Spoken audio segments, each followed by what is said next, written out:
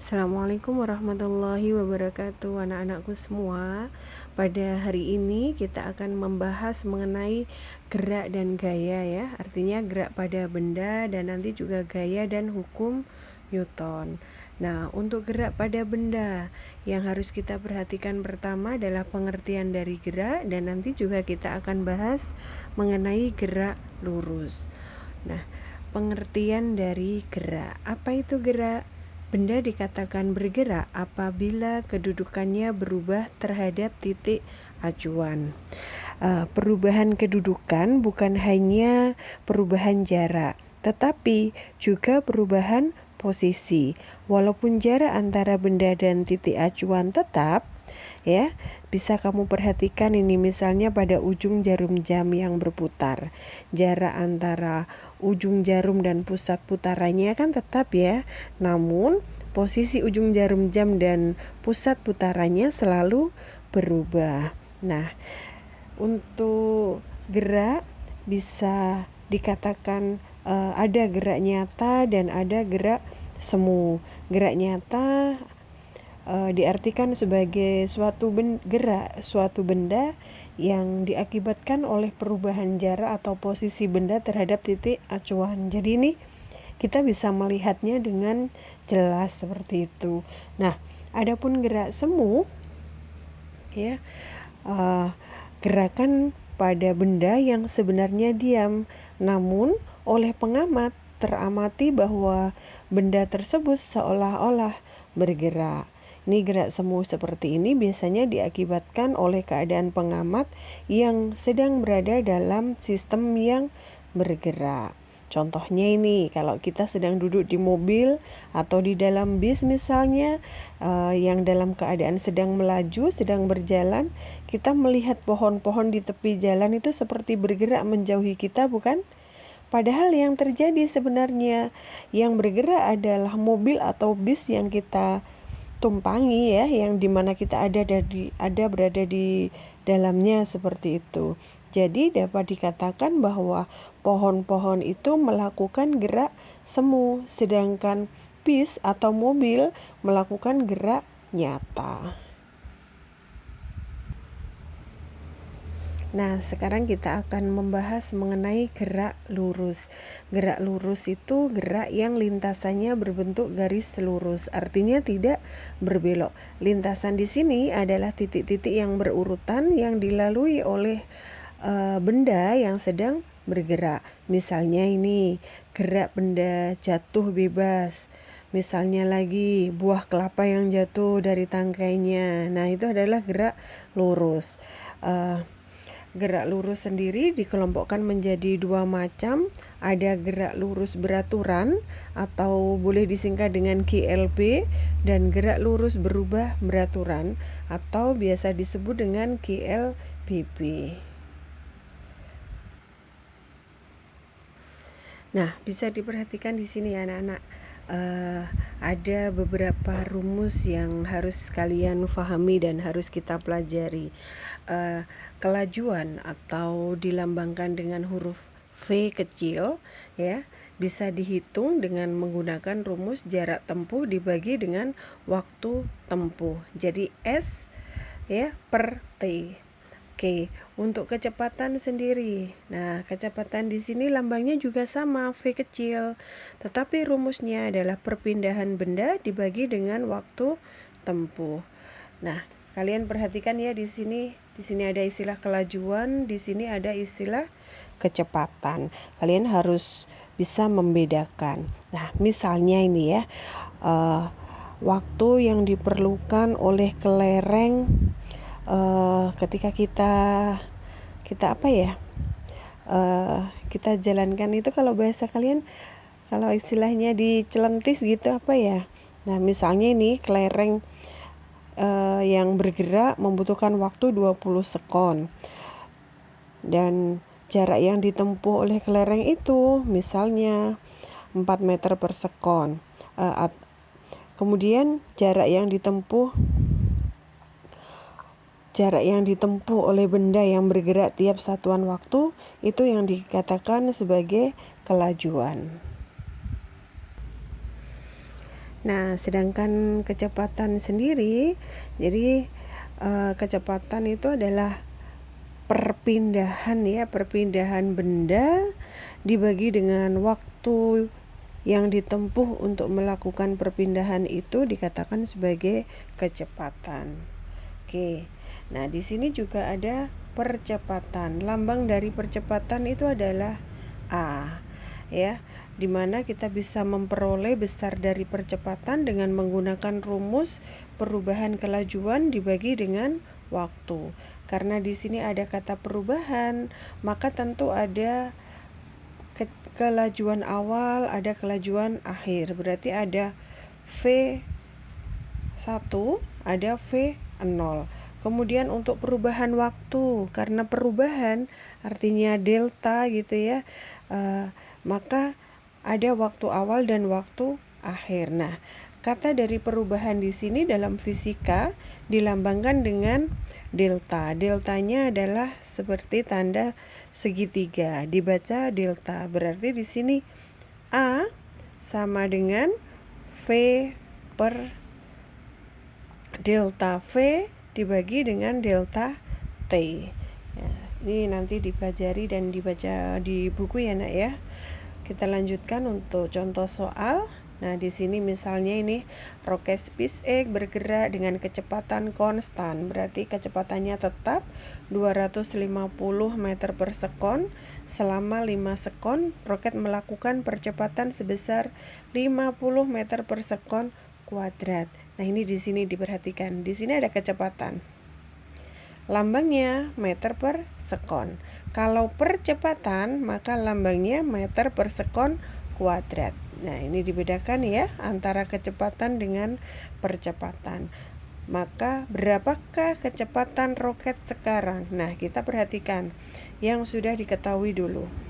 Di sini ada kecepatan, berarti V awal 250 meter per sekon. Kemudian ada selama 5 sekon, berarti delta T-nya 5 sekon. Roket melakukan percepatan, berarti A 50 meter per sekon kuadrat. Jadi diketahui A 50 meter per sekon kuadrat. Yang ditanyakan adalah V1. Ya. Berarti A sama dengan V1 dikurangi dengan V0 per delta T. A-nya tadi diketahui berapa? Percepatannya diketahui berapa? Diketahui 50. Berarti 50 sama dengan, ini masih ditanyakan. Ini V1 ya nak ya, bukan V2. Kemudian di sini V1 dikurangi 250 per 5. Kemudian 5-nya kita bisa di sini ya. Nah, kita bisa kalikan di sini 5 karena di sini awalnya pembagian, berubah tempat menjadi perkalian. Berarti 50 dikali dengan 5 di sini. Jadi ini kita pindah tempatkan di sini, yang awalnya di sini pembagian, maka berubah tempat menjadi perkalian. Artinya 5 kali 50 sama dengan V1 min 250. Sama dengan 250 ya, 250 di sini sama dengan V1 min 250. Kemudian yang ditanyakan ini ya, V-nya kita keluarkan, terpisah dengan sama dengan yang awalnya di sini, karena ini terpisah ya, awalnya di sini negatif, terpisah berubah tempat maka menjadi positif. Maka 250 di sini ditambah dengan 250 sama dengan 500 meter per sekon. Jadi kecepatan roket SpaceX sekarang menjadi 500 meter per sekon kuadrat. Nah, ini nanti dipelajari dulu, dibaca pelan-pelan, difahami sambil ditulis ulang di buku tugasnya misalnya, biar lebih jelas. Jika nanti belum paham, boleh ditanyakan di grup. Oke, kita lanjutkan dulu. Nah, sekarang kita akan membahas mengenai gaya dan hukum Newton. Oke, gaya dan hukum Newton. Yang pertama adalah gaya pada benda. Kalian masih ingat? Mungkin di SD sudah pernah dibahas ya, gaya itu apa. Kalau istilah di SD mungkin seringkali dibilang gaya itu tarikan atau dorongan seperti itu. Nah, lepas dari itu, kalian mungkin pernah naik sepeda di jalan yang menurun. Apa yang terjadi? Ya, sepeda akan bergerak dengan semakin cepat, meskipun mungkin tidak dikayuh. Kalau menggunakan sepeda motor, meskipun tidak digas, karena berada di jalan menurun, semakin cepat atau dipercepat. Nah, gerak yang demikian ini dikatakan sebagai gerak yang dipercepat. Sebenarnya tadi pada GLB dan GLBB, gerak lurus berubah beraturan, itu ada istilah dipercepat dan diperlambat. Nah, kenapa kita naik sepeda di jalan menurun dikatakan sebagai gerak yang dipercepat? Bagaimana sepeda itu bisa mengalami percepatan? Nah, gerak sepeda kita itu sebenarnya mengalami percepatan dikarenakan adanya gaya tarik bumi atau gravitasi bumi. Jadi, gaya gravitasi bumi merupakan salah satu contoh dari gaya seperti itu. Dan nanti kita akan bahas juga mengenai hukum Newton. Nah, sebelumnya perhatikan bagian yang di sini ada peta konsep gitu ya, gaya pada benda. Nah, kita bisa lihat di sini ada istilah resultan gaya. Resultan gaya itu adalah pengganti gaya atau boleh dibilang paduan gaya. Artinya ada dua atau lebih gaya yang bekerja pada sebuah benda dalam satu garis kerja dapat diganti dengan sebuah gaya pengganti yang disebut dengan resultan. Jadi istilah resultan itu boleh diartikan sebagai pengganti, juga boleh diartikan sebagai paduan karena ada lebih dari satu. Artinya ada dua atau lebih dari gaya. Nah, biasanya resultan gaya di sini dilambangkan dengan huruf R. Ya. Nah, di sini ada ya, ada R. Ketika gaya itu searah, dikatakan searah, boleh ke arah kanan atau ke arah kiri. Yang jelas jika gaya itu searah, maka besar resultan gaya dengan cara dijumlahkan. Artinya R ya sama dengan R1 ditambah R2 ditambah R3 dan seterusnya, bergantung pada berapa banyak gaya yang ada. Jadi tidak ada batasan, bisa R1 sampai R5. Ketika gaya itu searah, maka semuanya dijumlahkan. Nah, kemudian bagaimana kalau gayanya ke kiri, Bu? Apakah juga dihitung minus? Nah, yang kalau gaya ke kiri, maka tetap kita jumlahkan, tetapi nanti di akhirnya diberi keterangan ke arah kiri seperti itu. Jika positif atau ke arah kanan, juga diberi keterangan berapa resultan gayanya setelah dijumlahkan. Katakan misalnya di sini ada F1 ditambah F2 ditambah F3, ternyata misalnya 222 gitu ya, berarti ketika sudah dijumlahkan menjadi 6 Newton ke arah kanan seperti itu atau ke arah kiri, bergantung pada arah gayanya. Nah, kalau misalnya ada gaya dengan berlawanan arah, maka kita bisa menghitungnya dengan selisih gaya. Artinya R di sini bisa jadi rumusnya R1 dikurangi R2.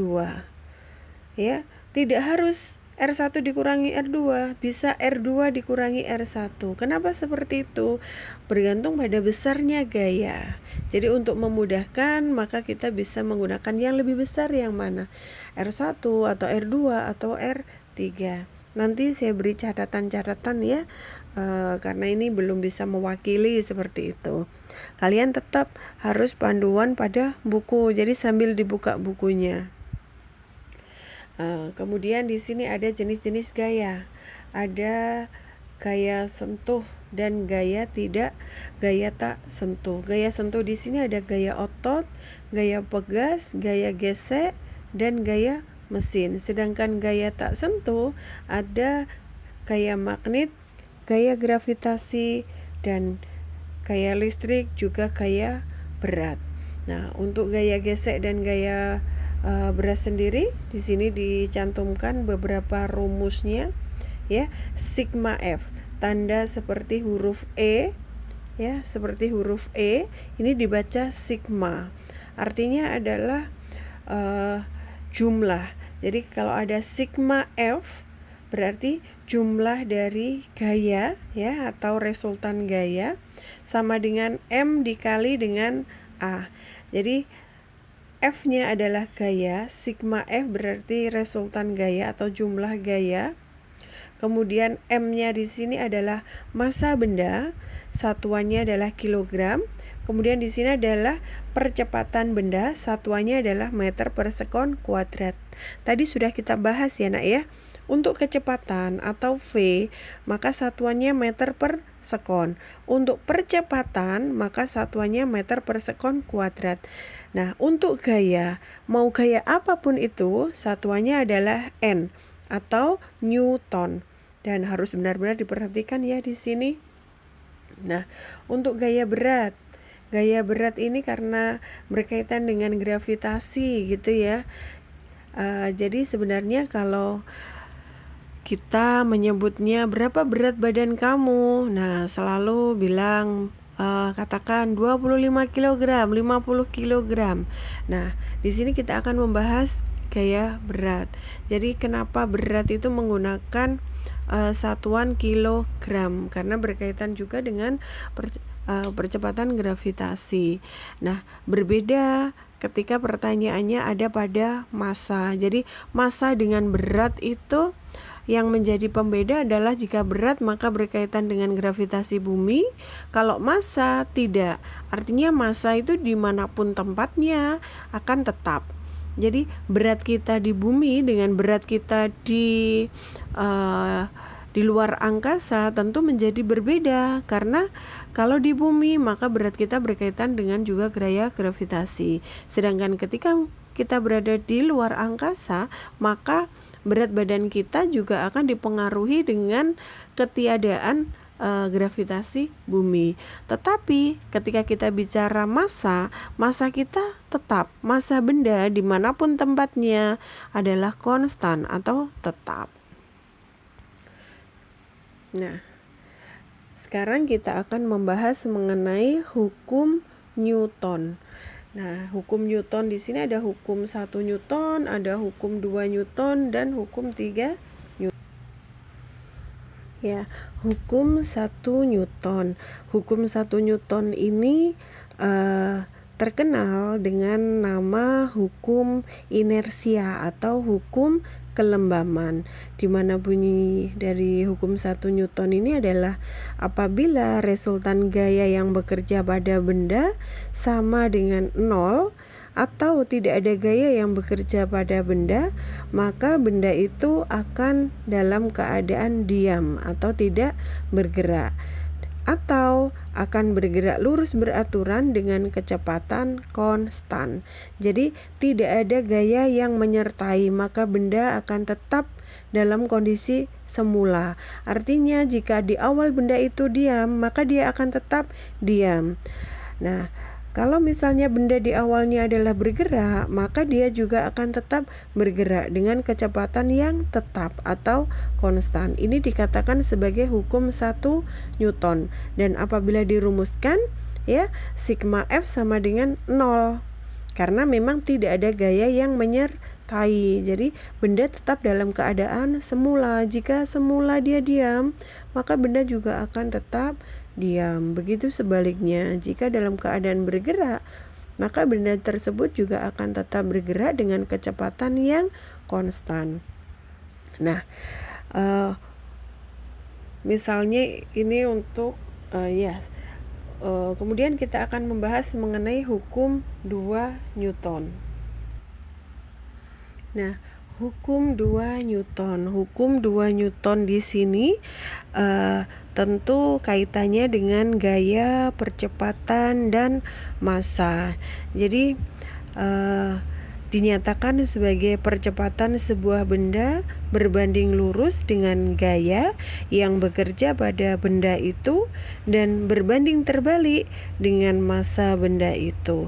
Arah percepatan sama dengan arah gaya yang bekerja padanya. Jadi bisa dirumuskan ya, A sama dengan F per M ya.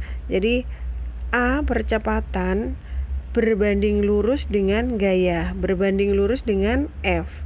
Kemudian percepatan berbanding terbalik dengan massa.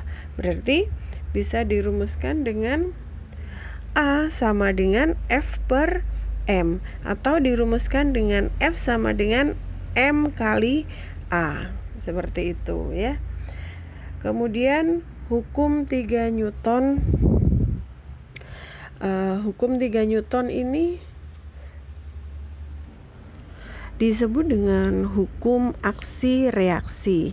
Artinya adanya aksi tentu diimbangi dengan adanya reaksi. Jadi besar gaya yang masuk sama dengan besar gaya yang keluar, seperti itu, berlawanan. Jika benda pertama mengerjakan gaya pada benda kedua, maka benda kedua juga akan mengerjakan gaya pada benda yang pertama dengan nilai yang sama, seperti itu.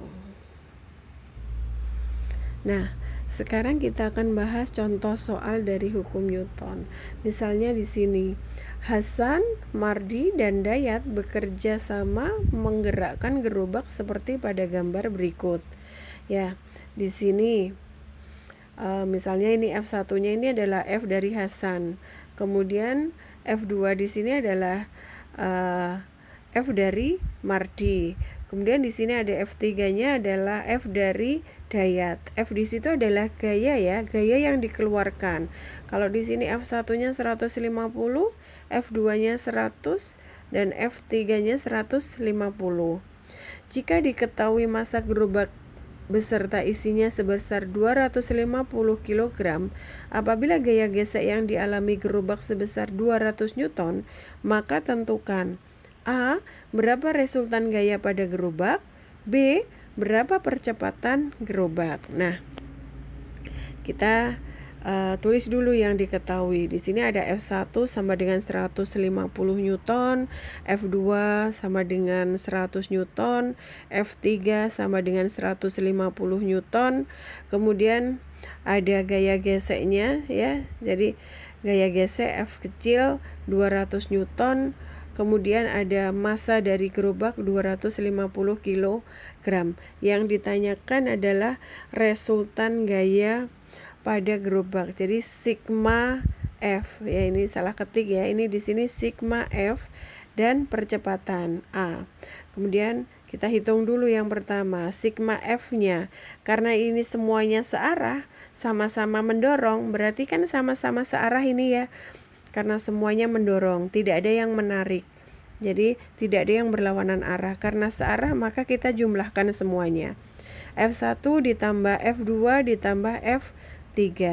Kemudian di sini karena ada gaya gesek, artinya kan gaya gesek itu menjadi sesuatu yang harus dikurangi karena dia akan membebani.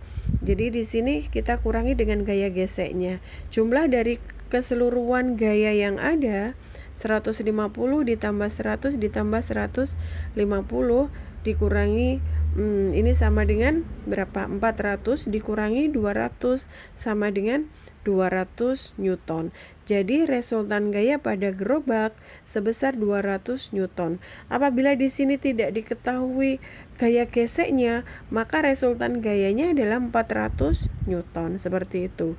Dan yang kedua, percepatan gerobak. Percepatan. Ini hukum Newton kedua. Ya. A sama dengan F per M, di mana sigma F-nya sama dengan di sini 200 Newton. Berarti 200 Newton dibagi dengan 250 kg sama dengan 0,8 meter per sekon kuadrat. Ingat, satuan dari percepatan adalah meter per sekon kuadrat. Dari sini ada yang perlu ditanyakan, Nak? Saya kira banyak ya, jadi jangan malu bertanya. Ya, kalau misalnya ini kalian ada buku yang dari perpustakaan, dibuka, dipelajari, jika ada ketemu soal yang mungkin belum jelas atau belum bisa, silahkan bisa ditulis atau difoto, di-share di grup, ditanyakan dan akan kita bahas bersama seperti itu. Sudah dari sini saya akhiri sekian. Terima kasih, selamat belajar, tetap jaga kesehatan. Assalamualaikum warahmatullahi wabarakatuh.